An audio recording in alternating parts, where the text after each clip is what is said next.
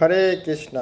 আমরা সবাই কম বেশি এই ভগবানের দিব্য নাম করি, তাই না? কিন্তু এখন প্রশ্ন আসবে যে আমি যে এই ভগবানের দিব্য হরেকৃষ্ণ মহামন্ত্র জপ করছি, এই দিব্য নাম যে করার ফলে আমার কি অপরাধ দূর হচ্ছে নাকি পাপ হয়ে যাচ্ছে? এই যে মালা, বুঝতে পারছেন? তো আমি নিজেকে কিভাবে বুঝবো? তাই চৈতন্য মহাপ্রভু আমাদের 4টে লক্ষণ দিয়েছেন, যেই লক্ষণগুলো যদি আমাদের মধ্যে প্রকাশিত হয় তখনই আমরা বুঝতে পারবো যে আমরা যে হরেকৃষ্ণ মহামন্ত্র জপ করছি আমাদের কোনো অপরাধ হচ্ছে না। কীরকম দেখুন, মন দিয়ে শ্রবণ করবেন, আর যদি ভালো লাগে এটা সবাইকে শেয়ার করবেন, কেননা কলিযুগের হচ্ছে হরিনামই শ্রেষ্ঠ। কেমন? বলা হচ্ছে প্রথম যে ইন্দ্রিয় তৃপ্তি আমাদের সম্পূর্ণ বৈরাগ্য আসবে, মানে ইন্দ্রিয় তৃপ্তি আর করতে আর কোনো ইচ্ছাই করবে না।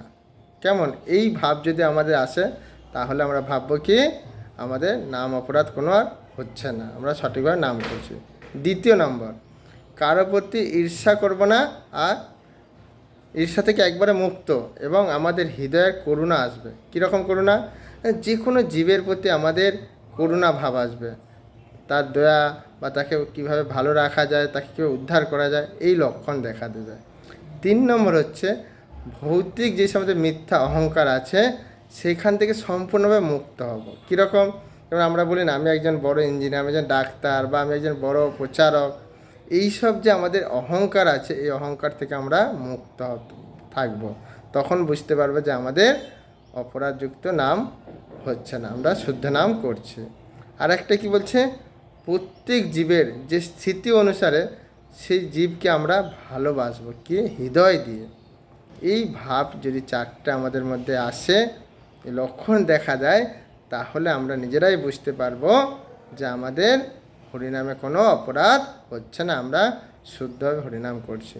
আর যদি দেখা যায় এই 4টে জিনিস আমাদের প্রবল মাত্রা দেখা দিচ্ছে বা কিঞ্চিত মাত্রা, তাহলে বুঝতে হবে আমরা হরিনাম করছি, আমাদের অপরাধ হচ্ছে। কেমন?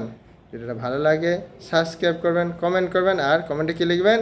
হরিনাম প্রভু কি। তা আপনারা সবাই এই লক্ষণগুলো ভগবানের কাছে প্রার্থনা করুন, যাদের নেই তো তারা ভালো, আর যাদের আসছে ভগবানের প্রার্থনা করুন যেন এইগুলো থেকে মুক্ত হয়ে আমরা শুদ্ধ হরিনাম জপ করতে পারি। কেমন? হরে কৃষ্ণ। সবাই সুস্থ থাকবেন।